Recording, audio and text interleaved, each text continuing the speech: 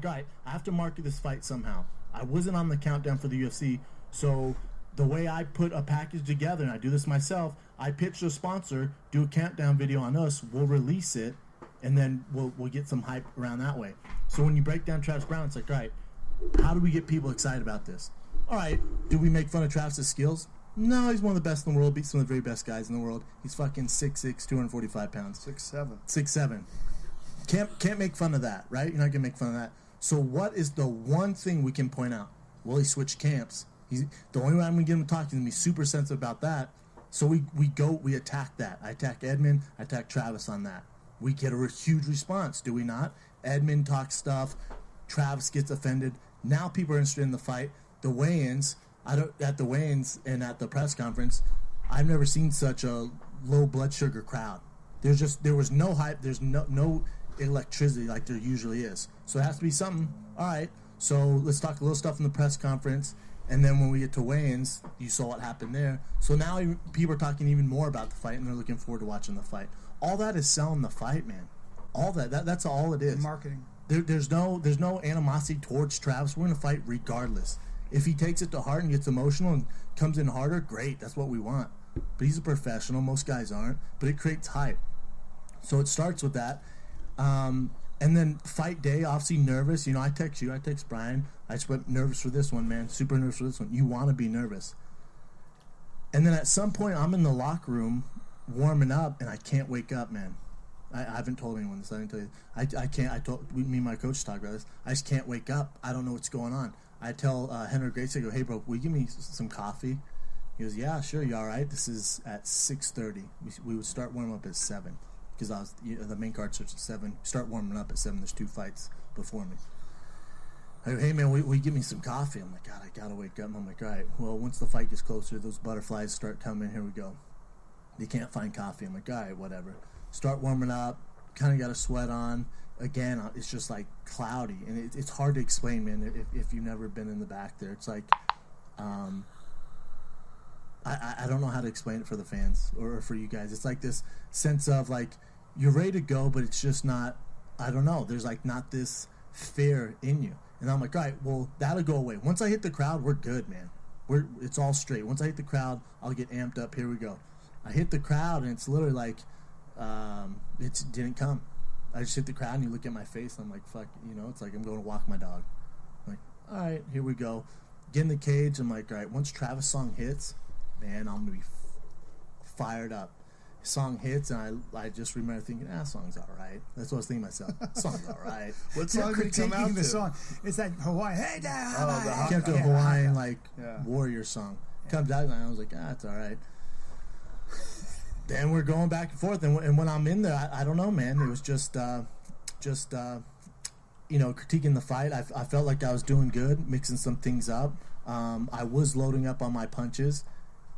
He used his reach better than he's done before in earlier fights. He was more patient, not flying in. He had a nice wide stance, too. Yeah, we want him to come in, and the wide stance is when I started to throw inside leg kicks, which I should have thrown a little more, and I threw a head kick. And then some of the critique I've been getting is, how on the ground could you let him get to mount and do this stuff? When he hit me with the uppercut, I was out of it. And my initial reaction was, I guess, looking at the replay, to go, it looks like I went for a takedown and kind of threw me to the ground. I came to with him on top of me. I came to as he punched me. That woke me up. I went for a heel hook out of mount, and my body just wasn't responding. You can see, like, it's kind of a half-assed attempt. My leg go real slow, and he just kind of gets out of it. So then I turn over, he hits me again. Then I'm back to normal. I'm cool. He's on top of me, pound. It's doing 0 damage. I'm not. There's no blame on Mario Yamasaki. None of that. You know what I'm saying? The blame's on me for eating that uppercut. That's on me 100%. I shouldn't have been in that position. However, under those circumstances, I was talking to Mario, going, do not stop the fight. He's hit me in the back of the head. Don't stop the fight. I'm fine. I'm looking at him wording this. Mm-hmm. Do not stop the fight. There's 10 seconds left, too. I heard the 30. I'm conscious of that. And then I can hear my corner going, 15 seconds, shot, 15 seconds. So I just remember talking to Mario, being like, do not stop it, man. And then he stopped it. And in the back in the locker room, he goes, listen, and you communicate to me, I'm going to let you go. So that, usually I would never talk during a fight because I don't want to get blasted in the fucking face. But I remember talking. That's why I talked to him. Right. To get through that round. And I remember thinking to myself, all right, he's going to be gassed after this. He was after the takedown, after he got up and he rested on the cage, I could feel his breathing. I'm like, all right, he's pretty tired. And then after this, especially the motions, when you think they're going to stop the fight, I just remember thinking, if I get a second round, it's on. We got this. And then there you go. You know, you had to stop the fight, though. The way you were flattened out like that, you were just keeping your hands up by your head. Defend, but when there's no damage. But this, right. I get that. I'm with you, Joe, 100%. Usually you should stop the fight. But if a fighter's communicating clearly to you, I think you have to take it case by case. I'm like, homeboy's talking to me while defending himself. It's not like I was eating punches. Well, he was hitting you, you know, but 100%. You were flattened out, and it didn't. Look at this motherfucker. It just didn't look good. It just didn't look good. I'm not saying it did, yeah. A lot of things look bad about that fight. I mean, it makes sense that he was able to mount you because you were out of it, and it was a monster uppercut he cracked you with. I'm watching the fight, okay? As I'm watching the fight, there's a lot of things that concern me. You were lunging with like your punches instead of getting there with your footwork and then launching things from the proper distance. You were like really reaching and loading up. You looked very stiff. You looked very stiff. You didn't look fluid. You know, it just didn't look good. It didn't look like you were well prepared. Like your movement just didn't look like an elite fighter's movement. What you were doing was very, very stiff. It was very stiff, and it was like a lot of apprehension in your movement. And, you know, obviously you're dealing with a guy who can strike very fast, and you have to be like very careful of not committing or not leaving exposed openings, and being able to pull back immediately to make sure that you don't get tagged with counters. You're also talking about a reach difference too, you know what I'm saying? Right, and that was probably the first time you ever fought a guy that was that tall, right? Yeah. He's a tall motherfucker, and he was fighting tall. He's fighting tall and long. We haven't seen him fight like that. Yeah, well, he's, you know, Edmund's teaching us some shit. He's obviously learning. You know, I think Edmund gets a bad rap. I think he taught Jake Ellenberger very well. If you look at Jake Ellenberger's boxing in the Kelvin Gastelum fight, his fucking hands look really good. I think the problem was when it went to the ground, he hadn't been doing any wrestling, and Kelvin, you know, got his back and choked him. But standing up, he was looking really good. Yeah. He just fucked up, and Kelvin is a master at taking the back. His back mount is really good. His chokes are really good. And I think he was doing a good job with Travis. You could see the way Travis is moving. Like, his boxing was very clean, good technique, good movement. And Travis is like Ronda, where they're both so athletic. You show him something, it's in the repertoire right away. Yeah. No, he's a beast, man. He moves better than any of the other heavyweights too. Travis has got the best footwork. Like, he's got that sort of Dominic Cruz, T.J. Dillashaw shit he could do, which is so rare for a 6 foot tall, 6'7" guy to be able to move like that. Like, usually you see lighter guys that can move like that. He can throw his body around in a way. And I guess a lot of it's probably from his basketball background, you know, but he's a bad motherfucker. You know, I was worried about you coming into this fight. I can tell you that right now. I was worried because I think Travis Brown's one of the most dangerous guys in the division. I mean, he might have lost to Fabricio Verdum. Verdum's a beast, you know. Verdum's elite, and I think he hurt his hand early in that first round. Somewhere in the first round, he broke his hand in that Fabricio fight. Hand and foot, I think. Yeah, and his rib. He fucked his rib up too. But you know, he had Fabricio hurt in that first round. But you saw in the Mark Hunt fight as well. He's tough as shit, man. He can recover from things. Yeah. I just worry. This is the reality of it. I worry about your commitment to fighting, and I worry about where you stand. Not your commitment to training. Not your commitment to training, not your commitment to give it your all. I think you have one foot out the door. I think you're looking. You disagree? I think you're looking at where the future is going to take you, and that you can't do this forever. You know, and I think that's a very dangerous place to be in fighting. They're beasts. They're monsters. They're 100% focused. Fighting becomes their life. It becomes their everything.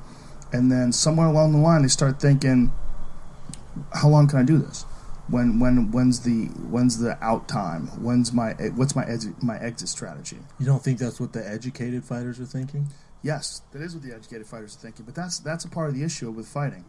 There's people in fighting that do really well in the beginning because they're dumb, and this is what I mean by that. Really intelligent guys have to process a lot of variables. You have to process more variables than a guy who doesn't think about the future. Those reckless, crazy guys that happen to be athletically gifted, they just can put all that shit aside and go out there and perform. And as long as they get the right opponents, and as long as they have the right results, that feeds that invulnerability, and they can do fine. You're a smart dude, and the problem with smart dudes is smart dudes think about variables. You have to think about the future. You also think about brain damage. You think about concussions. You think about how many you've already had, how many you got coming up, how much damage you're taking in training. When does damage start to show up in your life? Like when does it show up? And how much can you mitigate? And how far is it when you're too far? We all know fighters that are fucking gone. I mean, we all do. Either we know them from television or we know them from real life. But, every time you see Muhammad Ali or you see Joe Frazier or you see Terry Norris is one of the saddest ones out there, man. There are also guys. Name an old school fighter. Also, UFC veterans. Name an old school fighter you've seen. You're like, God, that guy's sharp.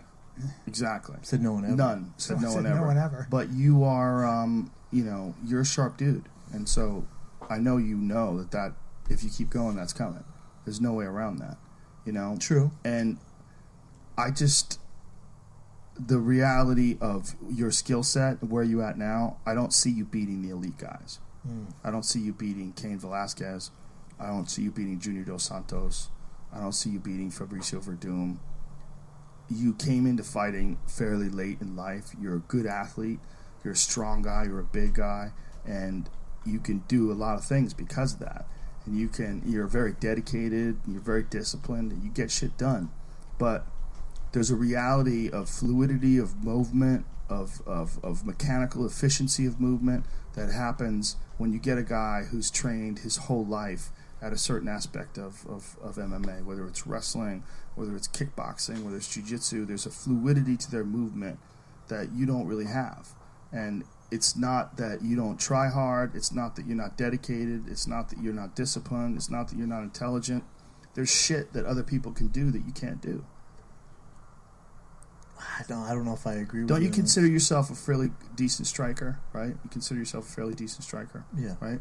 How good do you think, like your punches are in comparison to like an elite high-level kickboxer, like a Joe Schilling or a Melvin Manhoof or someone who has real fluidity and mechanical efficiency to the way they move and punch and kick? I think that's one argument. I think the same argument is being able to throw a punch to a takedown. Does that make sense? Right. Yeah. No, I do that. Those two guys you mentioned, I do it better.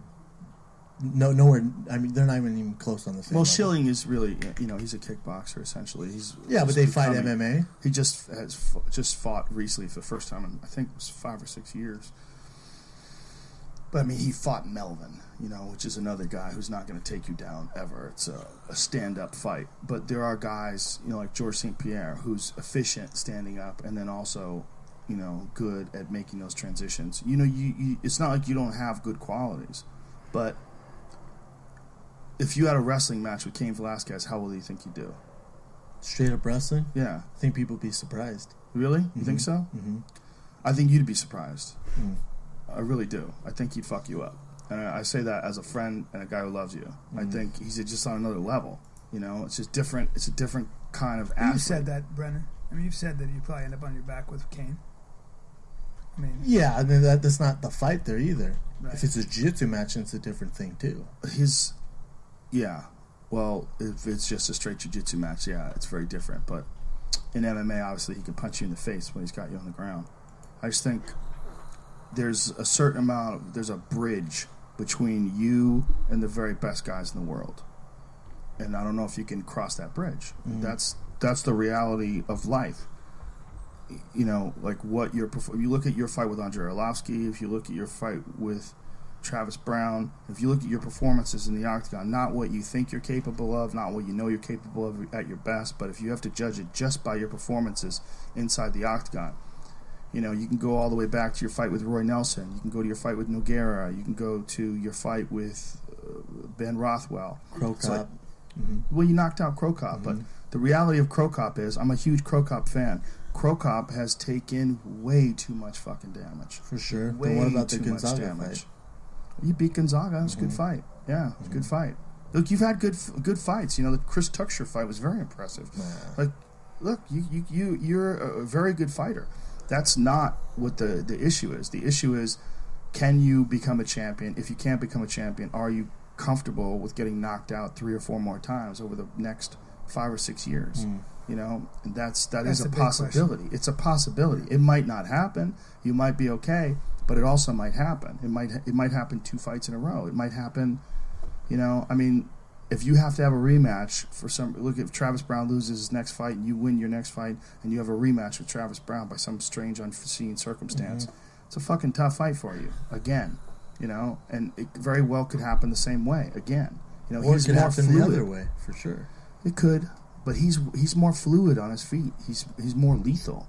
Like his ability to close the distance and land shots. He has an extra speed, an extra ability to connect that I don't see from you.